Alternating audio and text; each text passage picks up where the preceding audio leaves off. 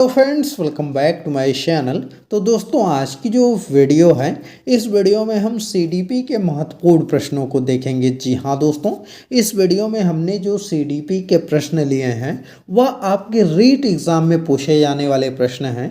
तो इसलिए अगर आप रीट एग्ज़ाम की तैयारी कर रहे हैं तो यह वीडियो आपके लिए बहुत ही इम्पॉर्टेंट है। इस वीडियो से ज़रूर आपके एग्ज़ाम में प्रश्न देखने के लिए मिलेगा, तो इस वीडियो को आप लास्ट तक देखिएगा। चलिए दोस्तों, वीडियो को स्टार्ट करते हैं। पहला प्रश्न है, संप्रेषण कार्य होना चाहिए। जी हाँ दोस्तों, संप्रेषण कार्य कैसा होना चाहिए? स्पष्ट होना चाहिए, विश्वसनीय होना चाहिए, या समयबद्ध होना चाहिए, या उपरोक्त सभी? तो देखिए, अगर हम बात करें तो संप्रेषण कार्य जो होता है वह आपका स्पष्ट भी होना चाहिए, विश्वसनीय भी होना चाहिए और समयबद्ध भी होना चाहिए, ताकि जो है कि आप एक प्रापक संदेश के वास्तविक अर्थ को ग्रहण करा सकें। तो इसलिए आपका डी वाला विकल्प सही होगा, उपयुक्त सभी होगा। तो इसको आप याद रखिएगा। अगला प्रश्न है दोस्तों कि संप्रेषण का वास्तविक अर्थ है। तो संप्रेषण का वास्तविक अर्थ क्या होता है? सूचनाओं को भली प्रकार से प्रेषित करना, या सूचनाओं पर भाषण देना, या शिक्षक और छात्र के बीच वार्तालाप होना, या इनमें से कोई नहीं।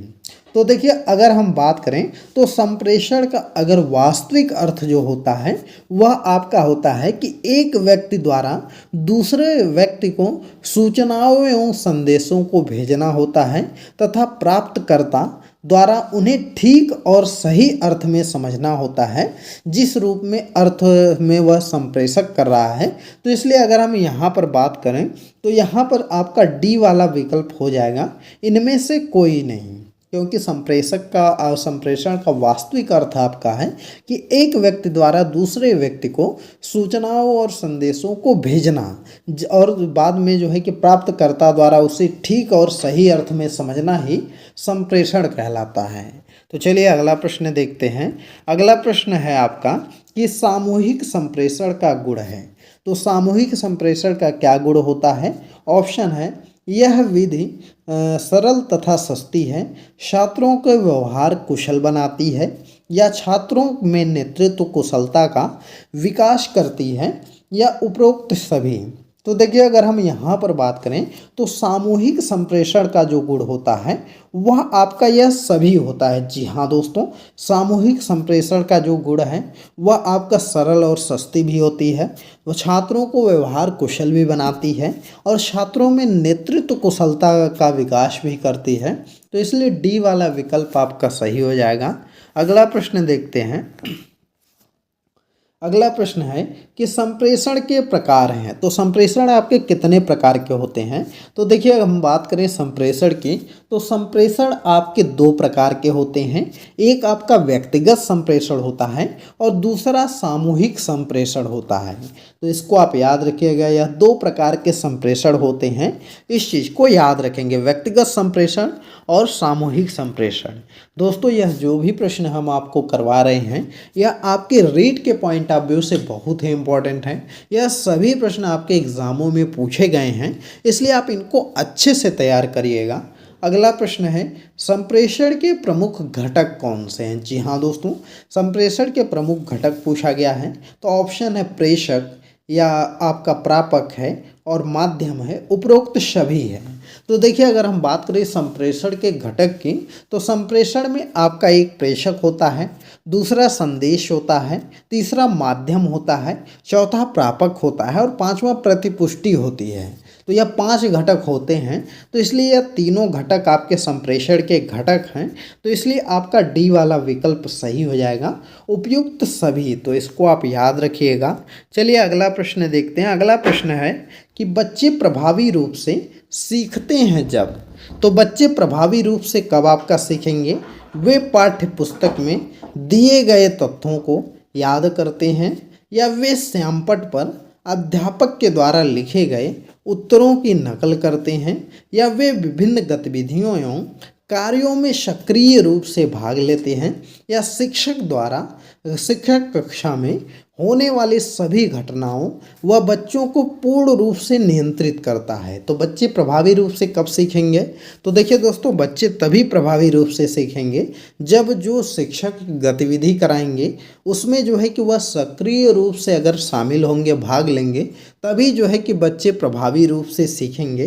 तो इसलिए सी वाला विकल्प आपका सही हो जाएगा कि वे विभिन्न गतिविधि और कार्यों में सक्रिय रूप से भाग लेते हैं। तो इसको आप याद रखिएगा। अगला प्रश्न है आपका कि सीखना समृद्ध हो सकता है। तो सीखना समृद्ध हो सकता है यदि क्या हो? तो ऑप्शन देखते हैं।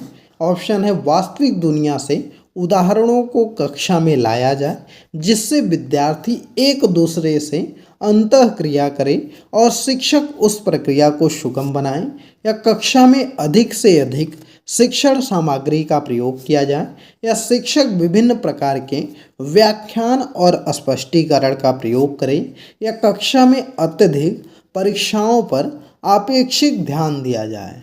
तो देखिए, अगर हम बात करें, सीखना समृद्ध तभी हो सकता है जब जो है कि वास्तविक दुनिया से उदाहरणों को कक्षा में लाया जाए और उसमें विद्यार्थी एक दूसरे से अंतःक्रिया करें और शिक्षक उस प्रक्रिया को सुगम बनाएं। तो इससे जो है कि आपका सीखना समृद्ध हो सकता है। तो इसका ऑप्शन ए वाला विकल्प आपका सही हो जाएगा।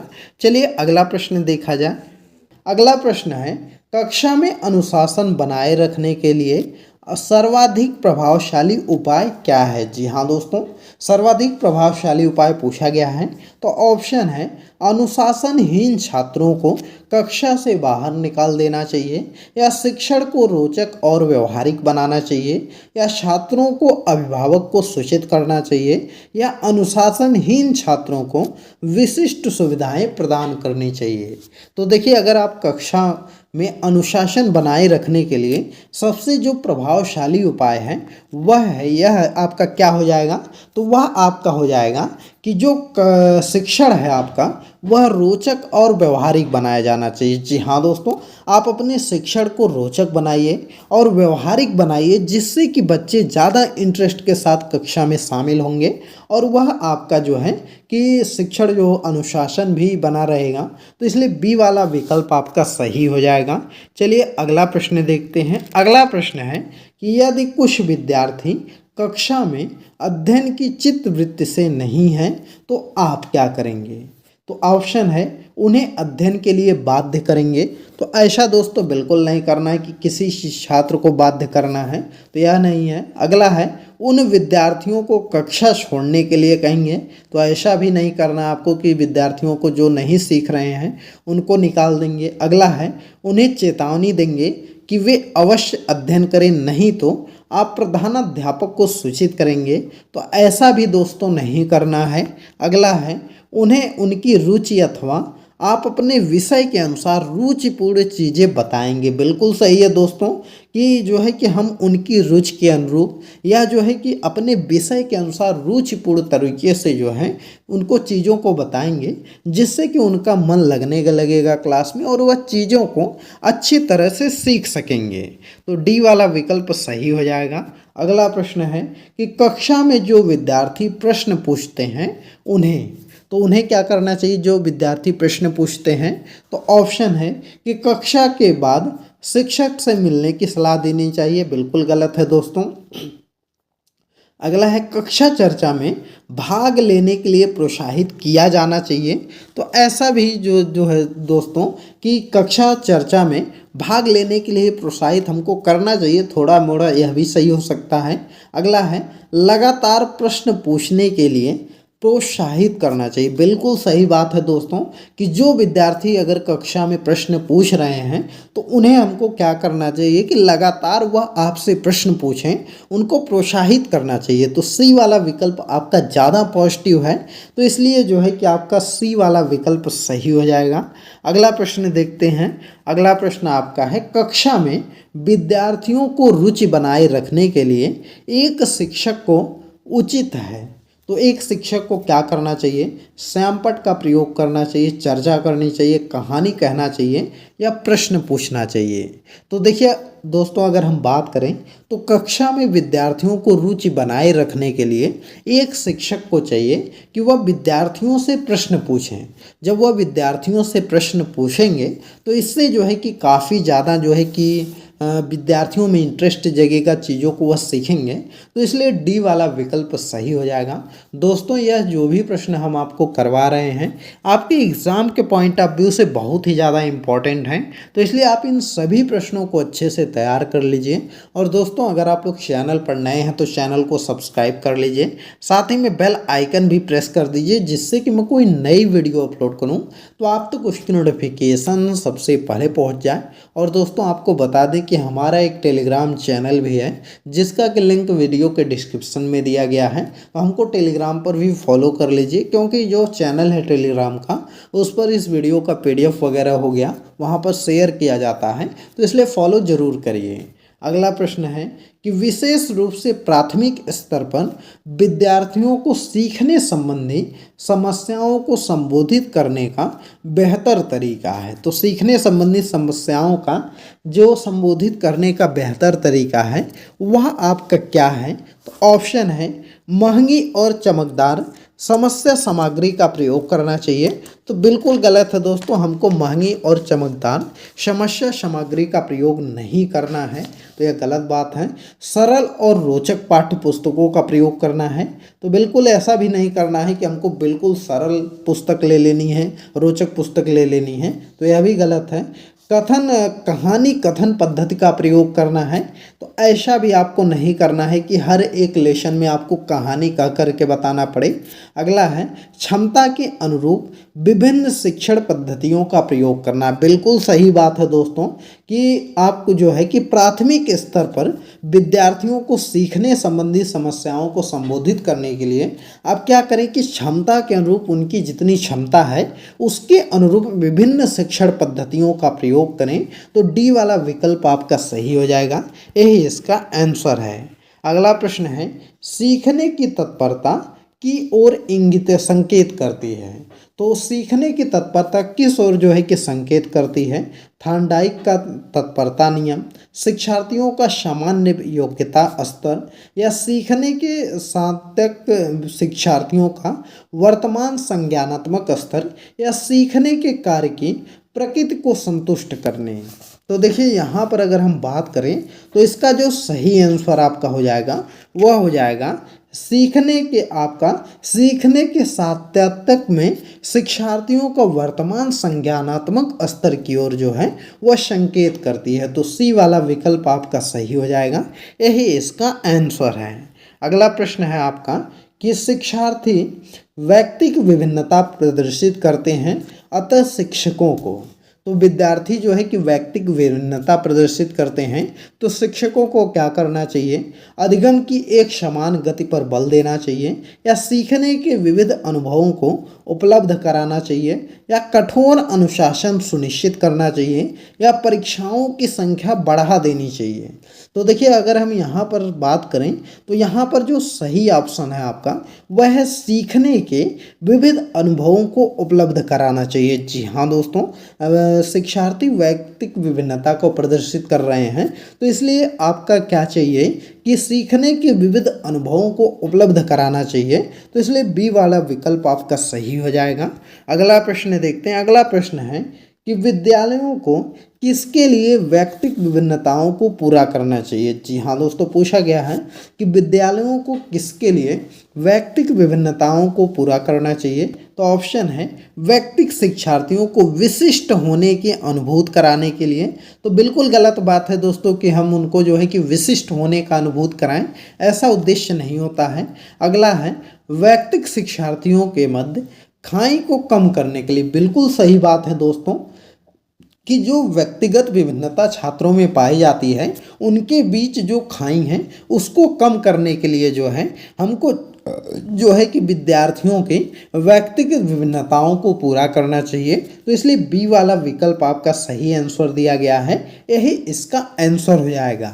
लेकिन दोस्तों आपको क्या करना है कि आपको चारों आंसर देखना है, क्योंकि कभी कभी क्या होता है कि जो ज़्यादा पॉजिटिव आंसर होता है वह सही होता है। तो इसलिए अगला दोनों भी देख लेते हैं। अगला ऑप्शन है कि शिक्षार्थियों के निष्पादन और योग्यता को समान करने के लिए, तो ऐसा नहीं करते हैं। यह समझने के लिए कि क्यों शिक्षार्थी सीखने के योग्य है या अयोग्य है, तो ऐसा भी नहीं है। तो सी वाला विकल्प आपका सही हो जाएगा। अगला प्रश्न देखते हैं। अगला प्रश्न है, हम सभी अपनी बुद्धि, प्रेरणा, अभिरुचि आदि के संदर्भ में भिन्न होते हैं, यह सिद्धांत संबंधित है। तो यह सिद्धांत आपका किससे संबंधित है? व्यक्तिक विभिन्नता से, बुद्धि के सिद्धांत से, वंशानुक्रम से या पर्यावरण से। तो देखिए अगर हम बात करें तो इसका क्या आंसर हो जाएगा? तो इसका आंसर हो जाएगा आपका, यह हो जाएगा व्यक्तिक विभिन्नता से। जी हाँ दोस्तों, हम सभी अपनी बुद्धि, प्रेरणा, अभिरुचि आदि के संदर्भ में भिन्न होते हैं। तो इसको जो है कि आपका व्यक्तिक विभिन्नता बोला जाता है, इसको आप याद रखिएगा। चलिए अगला प्रश्न देखते हैं। अगला प्रश्न है कि विविध प्रकार की सामाजिक, आर्थिक और सांस्कृतिक पृष्ठभूमि के बच्चों से युक्त कक्षा सभी से विद्यार्थियों के अनुभवों को बढ़ाती है और यह कथन है। तो यह कथन किसका है? ऑप्शन दिया गया है इसमें कि गलत है, क्योंकि यह बच्चों के लिए दुविधा उत्पन्न कर सकता है और वे स्वयं को अलग महसूस कर सकते हैं। यह सही है, क्योंकि वह अपने साथियों के से अनेक कौशल सीखते हैं। यह सही है, क्योंकि इसमें कक्षा अधिक श्रेणीबद्ध दिखाई देती है।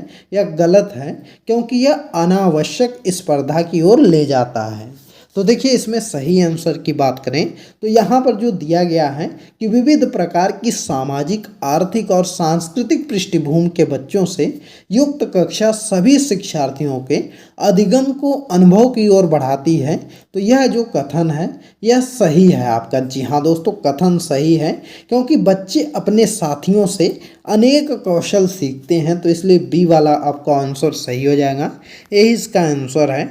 अगला प्रश्न है, अपनी कक्षा की व्यक्तिक विभिन्नता से निपटने के लिए शिक्षक को चाहिए।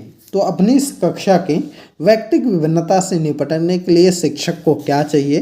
तो ऑप्शन इसमें दिया गया है, शिक्षण और आकलन के समान और मानक तरीके हों, या बच्चों को उनके अंकों के आधार पर उनको अलग कर नामित करें, या बच्चों से बातचीत करें और उनके दृष्टिकोण को महत्व दें, या शिक्षार्थियों के लिए कठोर नियमों को लागू करें। तो यहाँ पर देखिए अगर हम बात करें तो व्यक्तिगत विभिन्नता के निपटने के लिए शिक्षक को चाहिए कि बच्चों से बातचीत करें और उनके दृष्टिकोण को महत्व देना चाहिए। तो सी वाला विकल्प आपका सही हो जाएगा।